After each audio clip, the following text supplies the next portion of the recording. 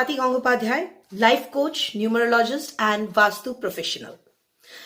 आज फिर मैं आ गई हूं आप लोगों के सामने एक बहुत ही इंटरेस्टिंग वीडियो लेके, एक बहुत ही इंटरेस्टिंग टॉपिक लेके। And I am sure of it कि आप लोगों में से हर किसी को ये बहुत ही अच्छा लगने वाला है, क्योंकि ये एक ऐसा टॉपिक है जिसके बारे में हर कोई शायद अपने अपने वे से रिसर्च कर रहा है। जी हाँ दोस्तों, टॉपिक है फाइनेंशियल इन्वेस्टमेंट के बारे में। आपको कहां इन्वेस्ट करना चाहिए? क्या आपको हाई रिस्क इक्विटी मार्केट में इन्वेस्ट करनी चाहिए, या फिर आपको लो रिस्क फिक्स डिपॉजिट या फिर सेविंग्स जैसे जगह पे ही अपना मनी को इन्वेस्ट करनी चाहिए? ये एक बहुत बड़ा सवाल होता है हर किसी के पास जब भी बारी आती है किसी भी किस्म के इन्वेस्टमेंट्स की। अब सोच लीजिए, अगर कोई म्यूचुअल फंड में इन्वेस्ट कर रहा है तो उसके लिए भी ये ऑप्शन सिलेक्ट करना मुश्किल हो जाता है कि वो कितना amount of money high risk equity funds में रखे, क्योंकि वहां पे रिटर्न बहुत ज्यादा होता है। तो हर कोई चाहता है कि रिटर्न ज्यादा हो अपने इन्वेस्टमेंट का। तो कौन लोग ऐसे हैं जिन्हें उन फंड्स को यूज करना चाहिए या फिर इक्विटी मार्केट में जाना चाहिए, और कौन से ऐसे लोग हैं जिनको सेफ खेलना चाहिए और लो रिस्क जो इन्वेस्टमेंट्स है वो करने चाहिए। लेकिन टॉपिक्स में जाने से पहले दोस्तों, मैं ये कहना चाहूंगी कि अगर आपने अभी तक मेरे चैनल को सब्सक्राइब नहीं किया है तो फिर याद रखिएगा, आप लोग ऐसे जो इंटरेस्टिंग टॉपिक्स है आप मिस करते चले जाएंगे एक के बाद एक। तो इसीलिए सब्सक्राइब कीजिएगा मेरे चैनल को और बेल आइकन प्रेस करना मत भूलिएगा, अलोंग विथ ऑल नोटिफिकेशंस, ताकि हर वीडियो का नोटिफिकेशन आप तक बहुत जल्द इंस्टेंटली पहुंच जाए। तो और ना देर करते हुए दोस्तों, चलिए शुरू करते हैं आज का टॉपिक, जो है कि क्या आपको हाई रिस्क फंड्स में इन्वेस्ट करनी चाहिए या फिर लो रिस्क फंड्स में इन्वेस्ट करनी चाहिए। अगर थोड़ा सा आसान शब्दों में कहा जाए तो फिर ये बोलूंगी मैं कि इसमें शेयर मार्केट भी आ जाएगा। बहुत लोग ऐसे हैं जो लोग शेयर मार्केट में इन्वेस्ट करते हैं, और मेरे एक पिछले वीडियो में मैंने बोला था ये बात कि शेयर मार्केट सबके लिए सूटेबल नहीं होता है। जी हाँ दोस्तों, इसमें भी न्यूमरोलॉजी के नंबर्स का खेल है कि आप अगर शेयर मार्केट में इन्वेस्ट करते हैं तो क्या आपको प्रॉफिट मिल सकता है या नहीं। अगर आप इक्विटी फंड्स में इन्वेस्ट करते हैं म्यूचुअल फंड में, तो क्या आपको प्रॉफिट मिल सकता है या नहीं। क्या आपको सिर्फ फिक्स डिपॉजिट में ही मनी रखनी चाहिए या फिर और भी लो रिस्क जो फंड्स है उसमें डालने चाहिए इन म्यूचुअल फंड्स, या फिर हाई रिस्क फंड्स को आपको अवेल करना चाहिए। अब सवाल ये है कि हाई रिस्क और लो रिस्क फंड्स होते क्या हैं। पहले एक छोटा सा इंट्रो के बारे में मैं बता दूं आपको। ज्यादातर लोगों को आप में से पता ही होगा, फिर भी मैं एक बार बता देती हूँ एक छोटा सा समरी के हिसाब से, कि जो भी हाई रिस्क फंड्स है वो जनरली इक्विटी मार्केट से रिलेटेड होता है, शेयर मार्केट से रिलेटेड होता है। और ये जो फंड्स है इसमें लोग इसलिए इन्वेस्ट करना चाहते हैं क्योंकि इनसे जो रिटर्न मिलती है वो बहुत हाई रिटर्न है। और जो लो रिस्क फंड होते हैं उसमें रिस्क बहुत कम होता है, लेकिन रिटर्न्स भी उस हिसाब से इक्विटी फंड्स के हिसाब से जरा कम होता है।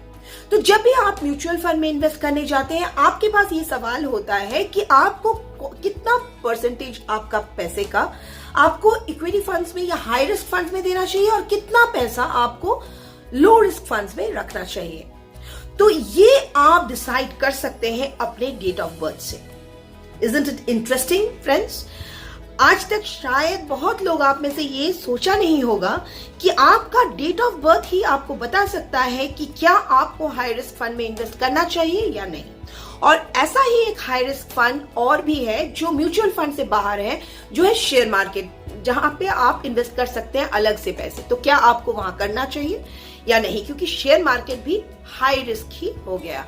एक तरफ हाई रिस्क है, दूसरी तरफ काफी अच्छा रिटर्न्स है।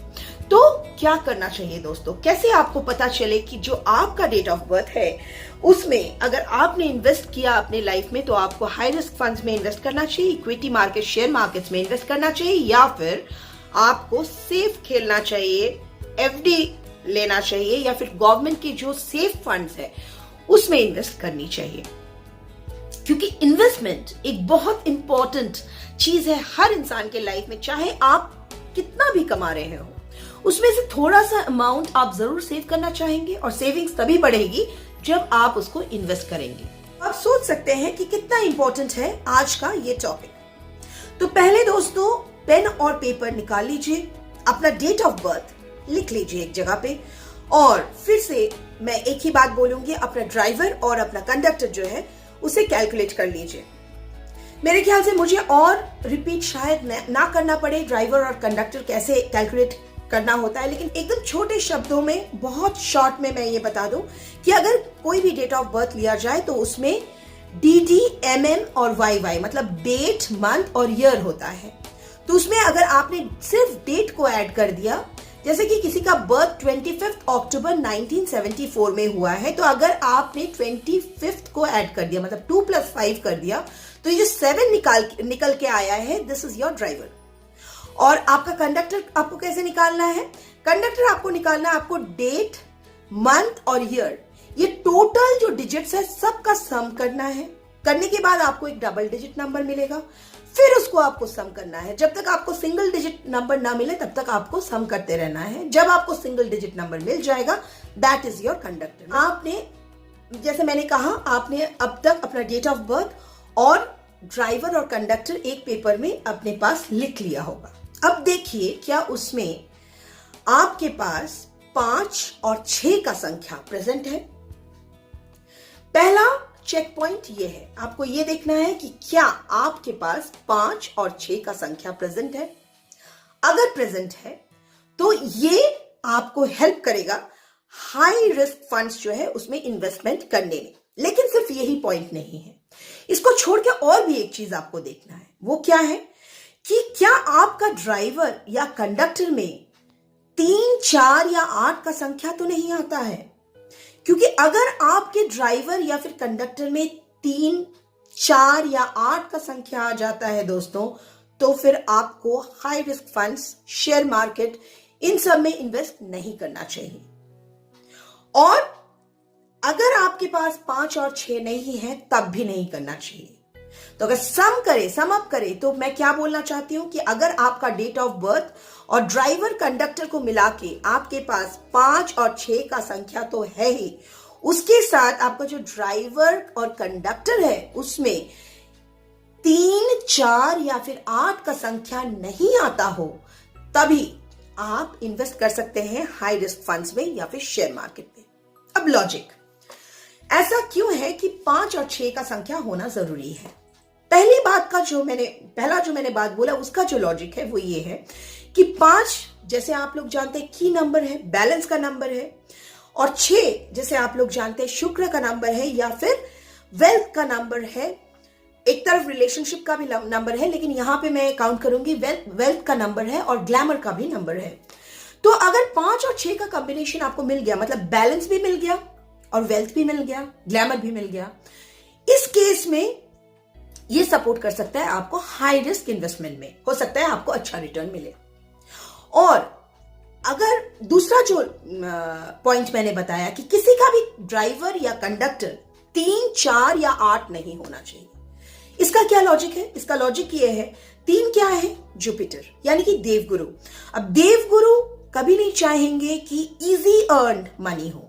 अब जैसे ही आप लोग इक्विटी में इन्वेस्ट करते हैं या फिर शेयर मार्केट में इन्वेस्ट करते हैं, तो वो कुछ हद तक, जिसको हम लोग बोलते हैं फाटका, वो हो गया।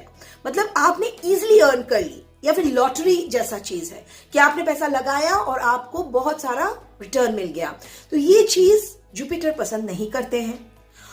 उससे भी ज्यादा जो नहीं पसंद करते हैं वो है राहु और शनि, क्योंकि शनि जो है उनको हमेशा ये पसंद है कि आप हार्ड वर्क करो तभी आपको पैसे मिले। राहु को भी यही पसंद है कि आप हार्ड वर्क करो तभी आपको पैसे मिले। तो इसीलिए इन लोगों का, मतलब जिन भी लोगों का ड्राइवर या कंडक्टर में 3, 4 या 8 आ जाता है, उनको भी हाई रिस्क फंड्स में इन्वेस्ट नहीं करनी चाहिए। या फिर अगर आप इन्वेस्टमेंट प्लान कर रहे हैं कि कुछ हद तक हाई रिस्क और कुछ हद तक लो रिस्क में डालेंगे, तो आपको ज्यादातर जो है लो रिस्क में ही डालना है, हाई रिस्क में कम परसेंटेज आपको डालनी है। अब सवाल ये उठता है, तो फिर बाकी के जो लोग हैं वो लोग क्या करेंगे? उन लोगों को भी अपने पैसे इन्वेस्ट करने होंगे, डेफिनेटली होंगे। तो वो लोग क्या करेंगे, वो लोग गवर्नमेंट फंड्स में इन्वेस्ट करें, एफडी में इन्वेस्ट करें, वैसे हर फंड में इन्वेस्ट करें जो लो रिस्क हो। या फिर अगर आप म्यूचुअल फंड में अपना जो है पोर्टफोलियो क्रिएट करना चाहते हैं तो उसमें आप इस तरह से इन्वेस्ट करें कि ज्यादा से ज्यादा 70 to 80% आप लो रिस्क फंड्स में रखिए और 20% ही आप इक्विटी फंड में रखिए, ताकि अगर वो प्राइस आपको ना भी मिले अच्छा, तब भी आपका कोई लॉस ना हो। मेरे ख्याल से बहुत ही कम समय में मैंने एक बहुत ही इंपॉर्टेंट टॉपिक, जो शायद ही आज तक कोई भी इंटरनेट में या फिर इस प्लेटफॉर्म में कवर किया हुआ होगा थ्रू न्यूमरोलॉजी, मैंने वो कवर अप कर दिया है। एंड आई एम श्योर कि आपके लाइफ में ये बहुत ज्यादा वैल्यू एड अप कर चुका होगा। लेकिन अगर आपकी लाइफ में इसने वैल्यू एड अप किया है तो ये सबके लिए जरूरी है, तो ज्यादा से ज्यादा जो है इस वीडियो को शेयर कीजिएगा। And stay tuned for my next very interesting video coming up. Till then, good bye, stay safe, stay happy, and may God bless you all.